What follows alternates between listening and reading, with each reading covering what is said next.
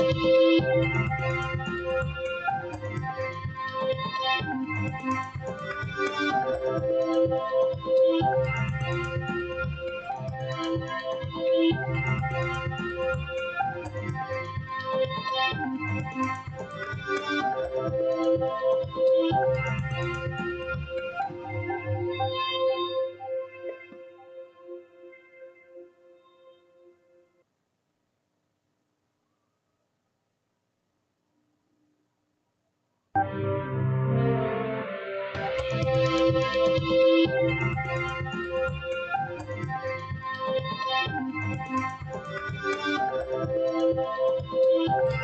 you hear? I'm Can, fine.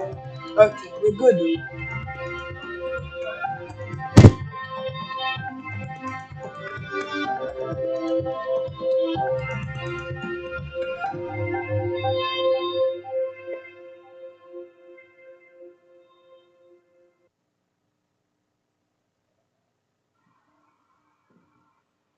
Good afternoon and welcome to Spectrum Television News at 12. I am Uyai Imam, coming to you live from Uyo, the capital city of Akwa State, Nigeria. Let's take a look at the headlines. Senator Natasha loses committee chairmanship position. Governor Moino reiterates commitment to partner with Nigerian Air Force to enhance security in the state. Plus, London and Paris unveil pilot program to return cross-channel migrants.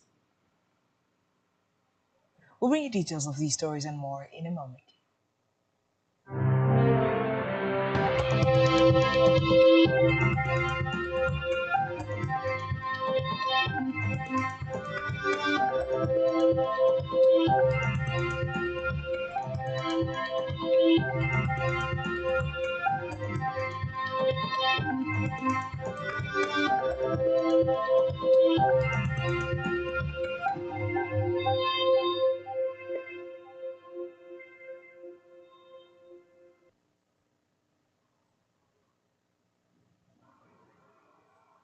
Good afternoon and thanks for joining us. We head straight onto the news this afternoon from the Red Chambers, where the Senate has called on the federal government to rethink its approach to the power sector by ending the indirect enrichment of private electricity distribution companies with public funds. The chairman, Senate Committee on Environment, Senator Yunu Akintunde, disclosed this at plenary. Speaking on the floor of the Senate, the lawmaker decried the current practice where government funds are being used to purchase electricity transformers for communities only for the assets to be taken over by discuss. The lawmaker described the trend as unsustainable and unjust, adding that the government must develop a structured subsidy regime that truly benefits ordinary Nigerians. The senator also drew attention to what he called a fundamental structural imbalance in Nigeria's power sector. According to him, while generation and transmission have been privatized, the government still retains control of the aging transmission infrastructure, an act he described as underutilized and inadequate. Meanwhile, the Nigerian Senate has recommended 200 million naira compensation for the family of a 2-year-old toddler killed in Delta State by the National Drug Law Enforcement Agency (NDLEA). Reports say NDLEA on July 13, 2023, accidentally, I beg your pardon, shot a toddler, Ivan Omonria, dead while raiding an alleged notorious drug joint in Delta State. The 2-year-old boy was shot with a stray bullet alongside his younger brother, Iromosele, at the mother shop at Okpanam in Oshimili, North Local Government Area. Reacting to the incident, the senator representing Delta North, Ned Woko, in July 2023, submitted a petition to the Senate on behalf of the bereaved family. However, presenting the Senate Committee on Ethics findings during yesterday's plenary, Senator Neda Imaswe, who explained that all parties involved have been invited for questioning, noted that the NDLEA claimed to lack the financial capacity to sponsor Eromosele's eye treatment abroad. Senator Neda Maswen, however, recommended that the NDLEA should take full financial responsibility for Eromosela's medical treatment, preferably abroad, to restore his sight, while the federal government, through presidential approval, should compensate the family with 200 million naira. In the meantime, the Senate has removed the suspended Kogi Central Senator Natasha Patu as the chairman of the Senate Committee on Diaspora. The Red Chamber announced her removal yesterday during plenary. The suspended senator was immediately replaced by Senator Nneka Basi, who represents Akwa Ibom North East Senatorial District. Reports say the change is believed to be connected to her unresolved suspension. Recall that Senator Apoto Dwan was appointed chair of the Diaspora and NGOs Committee February 4th, 2025, following her earlier removal as chair of the Senate Committee on Local Content. Away from that, the Economic and Financial Crimes Commission (EFCC) has alleged that corrupt politicians are now hiding stolen public funds in cryptocurrencies to evade probes. Chairman of the commission, Ola Lukoide, made the allegation during an AU Anti-Corruption Day event in Ibadan. Represented by the Commission's acting zonal director in its Ibadan office, Hajiya Hawa Rigim, the anti-graft agency board said that virtual assets were becoming a preferred channel for hiding illicit wealth. Olukoyede described virtual assets as digital monetary representations that can be traded or transferred, stressing that while not criminal, they become dangerous when used fraudulently. He also bemoaned Africa's growing loss to illicit financial flows, listing money laundering and digital fraud schemes as major threats to the continent's development. According to him, the EFCC had observed an alarming increase in politicians using cryptocurrency wallets to store unexplained wealth and facilitate fraudulent investment activities. The EFCC boss said that the agency was addressing the challenge with training and intelligence. We go over now to electoral matters where the Independent National Electoral Commission (INEC) has said it will, in the next few days, deploy a new portal for the registration of new political parties to ensure a seamless process. The National Commissioner and Chairman of the Information and Voter Education Committee, Sam Olumekun, announced this in a statement in Abuja. The statement noted that the Commission will conclude the final testing of the portal next week before deployment. It added that the next step for associations that meet the requirement to proceed to the application stage will be announced. The Commission will also issue guidelines to facilitate the filing of applications using the PFRAS portal. In a separate development, River State Sole Administrator, retired Vice Admiral Ibogote Ibaz, has charged the newly sworn-in permanent secretaries to uphold public trust by strictly adhering to accountability, due process, and effective policy implementation.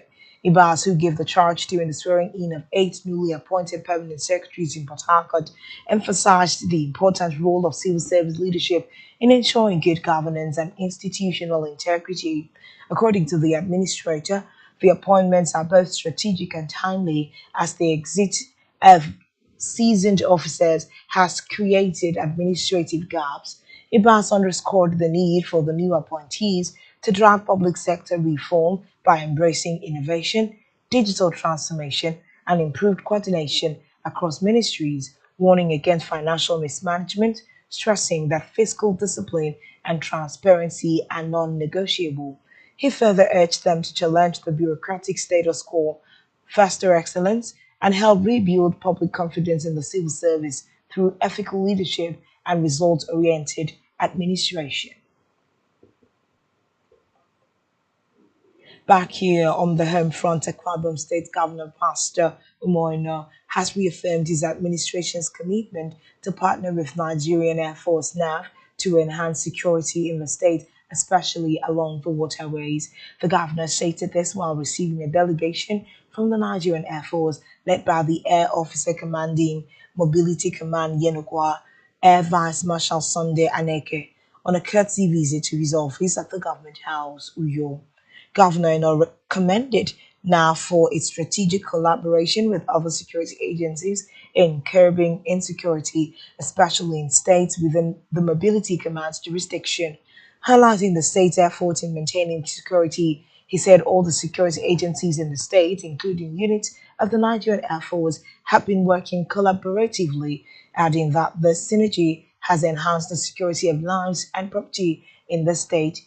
He acknowledged operation and support of the Mobility Command to the state and also thanked the Chief of Air Staff, Air Marshal Hassan Abubakar, for his excellent, diligent, and professional service to the country. The governor said the only missing link in the state was the lack of air assets, which, according to him, was in the works. He therefore appealed for the continued support of the force in clearing creeks and isolated islands of sea pirates and other criminals. Earlier in his address, Air Vice Marshal Aneke expressed gratitude to the governor for the support, contribution, and collaboration the command has enjoyed from the state government.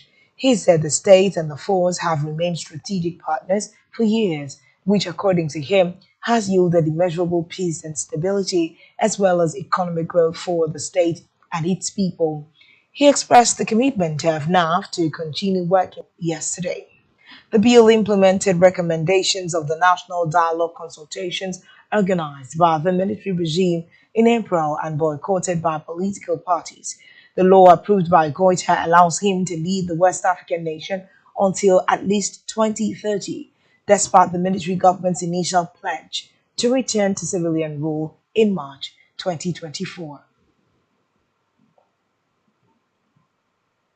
On the foreign scene, United States President Donald Trump has said that he will impose a 35% tariff on Canadian goods starting on August 1st, even as the two countries were days away from a self imposed deadline to reach a new trade deal. The announcement came in the form of a letter published on Trump's social media platform, along with additional threats of blanket tariffs of 15% or 20% on most trade partners.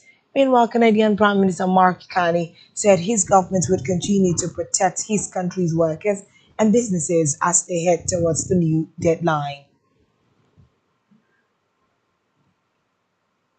Still on the foreign scene, London and Paris have unveiled a pilot program to return to France some of the migrants arriving in the UK on small boats across the Channel as President Emmanuel Macron wrapped up his state visit.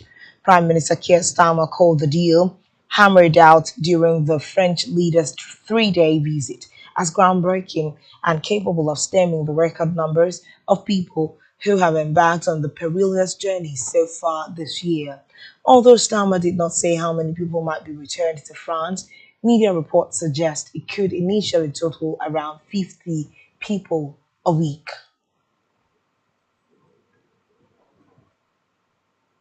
Still to come in the news. Brentford set to sign Henderson after Ajax exit. Stay tuned for details of this and more in a moment.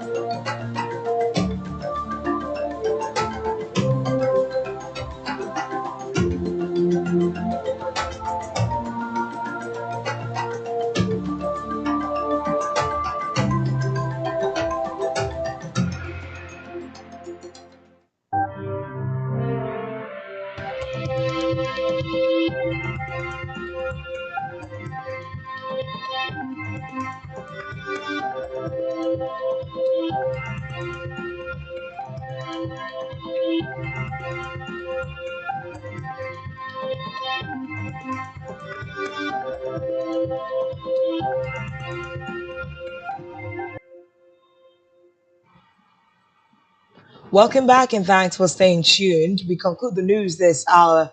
On our business news, the Group Chief Executive Officer of the Nigerian National Petroleum Company Limited (NNPCL), Bayo Ojulari, has attributed the country's high oil production cost to a massive security investment aimed at safeguarding crude oil pipelines in the Niger Delta region.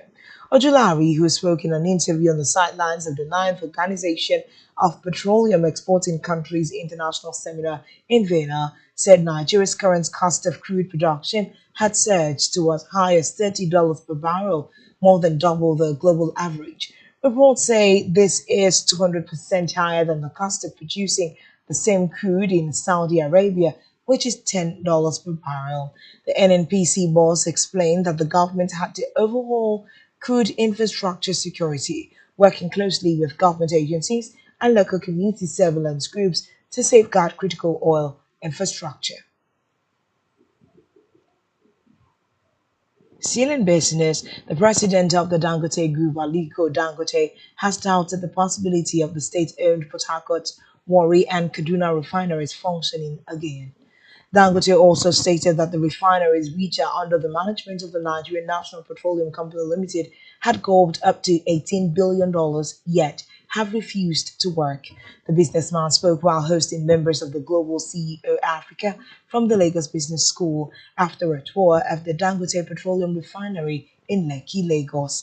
According to Dangote, the 650,000 capacity Dangote refinery, which he built after the government of late President Umar Yar'Adua aborted his acquisition of the government refineries, now has over 50% of its output dedicated to premium motor spirit petrol, saying that government refineries committed just 22% of their production to petrol. On our health news, the National Agency for the Control of AIDS, NACA, has announced plans to convene the 7th National Council on AIDS, which will focus on Nigeria's HIV response in the context of evolving global AIDS dynamics. The agency made this known in a statement signed by the chairman of the Planning Committee, Dr. Daniel Nduke. The event, to be held in Lagos with support from the Lagos State Agency for the Control of AIDS, is themed Advancing National HIV Sustainability Agenda in the Changing Global Policy on AIDS. The meeting is designed to bring together representatives from government ministries, civil society, development partners, and affected communities, with discussions focusing on ensuring the long term sustainability of HIV prevention, care, and treatment programs nationwide.